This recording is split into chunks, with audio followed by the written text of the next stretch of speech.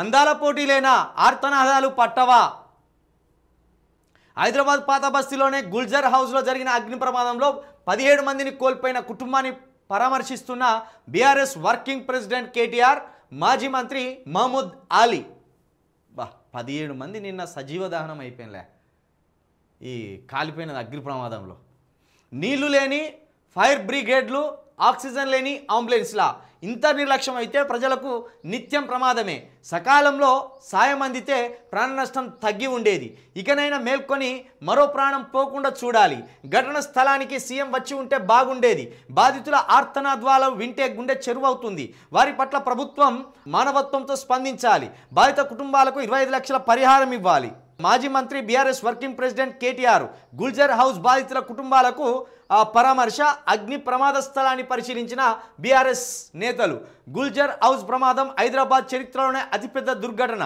బాధితులు తమ బాధను చెప్తూ 2.5 ఏళ్ల చిన్నారిని అక్కడ సమాధి చేసి వచ్చినాం. ఇంతకంటే మా జీవితంలో దౌర్భాగ్యం ఇంకొకటి ఉంటుందా?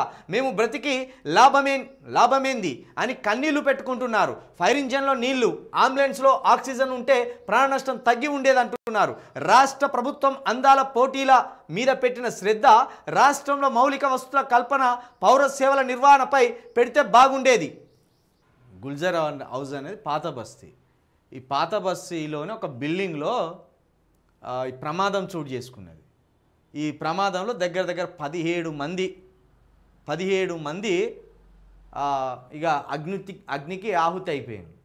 అయితే కొంతమంది చావు బతుకుల మధ్య ఉన్న వాళ్ళను అంబులెన్స్లో షిఫ్ట్ చేద్దామంటే సమయానికి అంబులెన్సులు ఉన్న కాడ ఆక్సిజన్ లేదు. ఇట్లా 2 కారణాలతో 17 మందికి పైగా ఈ అగ్నికి ఆహుతి అయిపోయి మరణించినట్టు తెలుస్తున్నది. ఇక అక్కడికి పోయిన కేటీఆర్కి మరి ఇక దుఃఖమే ఉంటుంది.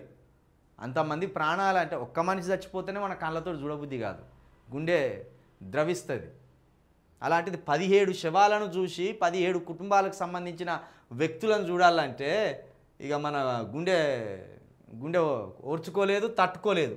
ఇక్కడ 25 లక్షల ఎక్స్గ్రేషియా కూడా ప్రకటించాలని వర్కింగ్ ప్రెసిడెంట్గా కేటీఆర్ అంటున్నాడు. నిజానికి రేవంత్ రెడ్డి గారు ఈ రోజైనా ఆ బాధిత కుటుంబాన్ని మీరు వెళ్ళి పరామర్శిస్తే బాగుంటుంది. దాంతోపాటు కేటీఆర్ గారు పెట్టినట్టు డిమాండు 25 లక్షల ఎక్స్గ్రేషియాను ఆ కుటుంబాలకు ఇవ్వండి. ఎందుకంటే మీరు ఇంత పెద్ద ప్రమాదం జరిగిందంటేనే ఇది నిజంగా అతిపెద్ద ఘటన. ఇది హైదరాబాద్ రాజధాని చరిత్రలోనే ఇదే అతిపెద్ద ప్రమాదం. ఇంత పెద్ద ఎత్తున గతంలో ఎవరు కూడా చనిపోలేదు. ఇంత జరుగుతాయంటే అక్కడ లేడీసు అందాల భామలు ఎగురుతాయంటే ఈ మంత్రులు, ఆ ఆఫీసర్లు, ముఖ్యమంత్రి గారు ఇక ఒళ్ళంతా కళ్ళు చేసుకొని చూసినట్టు అక్కడనే ఉన్నారు. మరి కాబట్టి ఇక్కడ అందాల పోటీలైనా ఆర్తనాదాలు పట్టవా అనే ఆ హెడ్డింగ్ కూడా పెట్టినట్టు మనం అర్థం చేసుకోవాలి.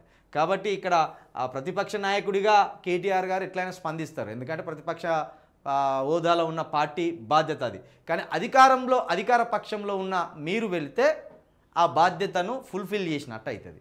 వాళ్ళ బాధను స్వయంగా విని వాళ్ళకి ఏమైనా ఇచ్చేది ఉంటే ఇస్తే కనీసం కొంతలో కొంత పోయిన ప్రాణాలు అయితే రావు, ఉన్న ప్రాణాలకైనా భరోసాను కల్పించినట్టు అవుతుంది.